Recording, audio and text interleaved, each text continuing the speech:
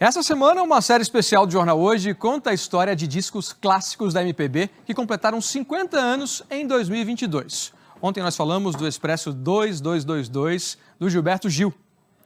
Hoje o repórter Chico Regueira mostra como nasceu o Clube da Esquina, já apontado como o disco mais importante da história da música brasileira.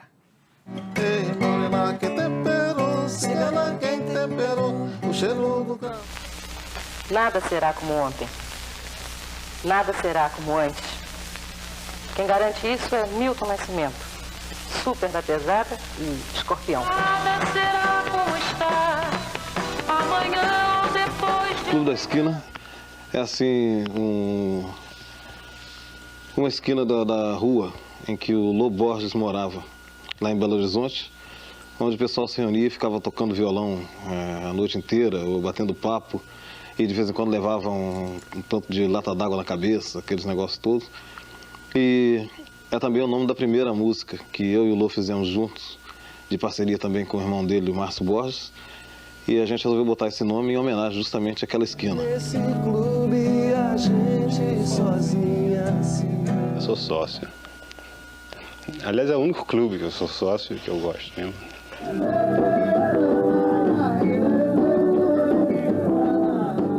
Márcio, 1972, 50 anos passaram. Que ano era aquele?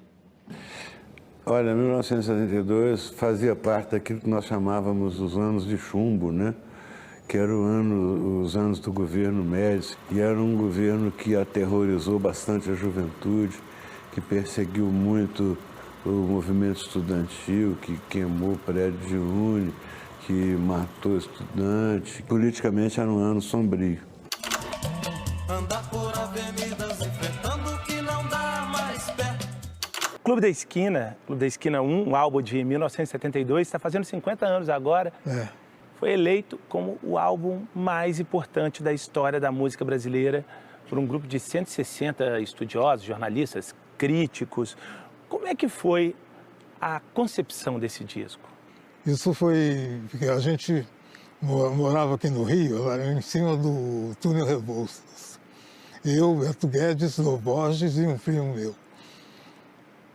E aí aconteceu umas coisas incríveis. E aí um cara que era meu empresário na época falou: vocês têm que ir para um lugar que tenha uma casa que vocês possam ficar só compondo. A casa é essa aqui e fica na praia de Piratininga, em Niterói, pertinho do Rio. Foi justamente nesse lugar que Milton Nascimento compôs as canções do álbum Clube da Esquina ao lado de diversos parceiros. Entre eles, um jovem iniciante, um garoto que nunca tinha entrado num estúdio e fazia suas primeiras canções. Era o Lô Borges. Se eu cantar, não chore não, é só poesia. Já foi uma ousadia dele, me convidar para fazer um álbum duplo. E ele teve que convencer a gravadora a fazer um álbum duplo, dividindo esse álbum duplo com um ilustre desconhecido de 19 anos de idade, que o pessoal em Belo Horizonte não era conhecido, nem em Belo Horizonte eu era conhecido. Então foi uma correria para fazer o repertório, né? E o Lô, ainda muito menino, ficava muito atribulado com a responsabilidade, muito grilado, sempre, vou dar conta, não vou dar conta. Da safra dele, ele comprou algumas pérolas para esse disco, né? Trem de Doido, Girassol, Tudo que Você Podia Ser, Trem Azul.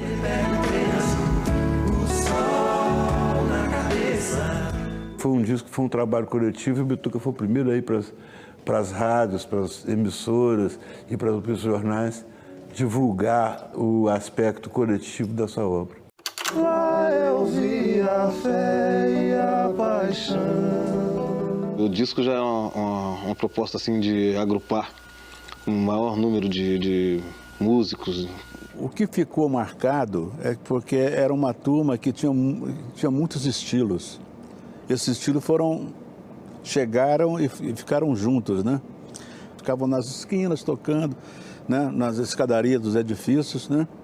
E essa conjunção de coisas fez dar um som E se você pega 20 músicas do álbum Clube da Esquina, não tem uma coincidência de formação instrumental de uma música para outra. Esse primeiro grupo estava muito coeso, tinha muita gente de talento, o próprio Nelson Onja, que gravou com a gente muito, Nelson, super compositor, arranjador. Na minha cabeça, o que ocorreu ali foi que o som ficou diferenciado, porque coisas que normalmente as pessoas dizem, não, peraí, que isso aí está errado, sabe? Elas, na soma de ser um bando de pessoas tocando, sabe, pela música, pela amizade, né? Pelos princípios que depois, anos depois, chamaram de Clube da Esquina, né? A sua música é também uma construção latino-americana? É. Você sabe que eu devo essa minha passagem com o pessoal da América Latina por causa do Vinícius de Moraes. Ele falou, tem uma moça argentina que quer gravar com você. Eu falei, que moça? Eu sou de Sousa.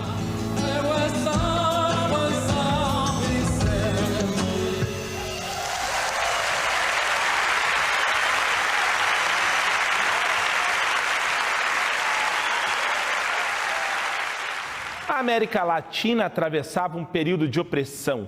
Muitas ditaduras impunham silêncio aos artistas com censura. Aqui no Brasil, o Clube da Esquina era a voz que cantava e tocava em temas que estavam silenciados, porque outros compositores não podiam falar. Em 68 nós fomos presos e depois em 69 fomos exilados. Então, estávamos parados sem trabalhar todo esse tempo. E justamente nesse tempo se desenvolveu o movimento do Clube da Esquina. E quando nós estávamos no exílio, é que eles aqui no Brasil mantiveram uma resistência. Os ratos soltos na praça. Vocês ali criando, tendo que conviver ao mesmo tempo com as amarras da censura e com a necessidade de liberdade que é inerente à criação. Como é que você trabalhava isso, principalmente na escrita das letras? A gente trabalhava contando muito com a burrice da censura, porque a censura é uma instituição burra e ela sempre foi exercida por pessoas burras. Entende? Então era a coisa mais fácil, driblar a censura. Você falar por metáforas, falar por linguagens poéticas, falar por imagens surrealistas, aquela coisa que envolve o jovem de uma forma tal que é uma metáfora tão clara quanto uma assinatura. Mas para o censor não, para o censor aquilo é. Quais canções do Clube da Esquina um censor inteligente censuraria? Olha, se ele fosse inteligente mesmo, ele censuraria o disco todo de cabo a rabo. Porque todas as músicas têm uma mensagem subliminar, todas querem dizer alguma coisa que não está expressa na cara da letra, entende? Então, todas. Quer ver, por exemplo, tudo que você podia ser, que fala por metáforas, entende, de um jovem que poderia ter escolhido o caminho da guerrilha e escolheu o caminho do conformismo. Tudo que você podia ser. Vocês parecem que chegaram de outro planeta com uma música que misturava isso tudo e que era, ao mesmo tempo, uma mistura de tudo que havia no Brasil e no mundo, mas, porém, com uma identidade muito própria, com a cara, né, definida. Você falou tudo, não foi nada pensado, né? E a música, por si só, ela superou, né, todas as nossas expectativas. Ninguém sabia que a gente estava construindo um álbum que futuramente seria considerado o álbum do século, né? Eu não tinha noção que eu estava fazendo história, eu estava fazendo, no máximo, a minha história. É uma coisa muito especial que ficou marcada pela simples razão da música. A arte da música. Vocês consideram um revolucionário a partir da música? Não, revolucionário não. Mas eu quero ser um revolucionário. Estão clavadas dos cruces en el monte del olvido por dos amores que han muerto.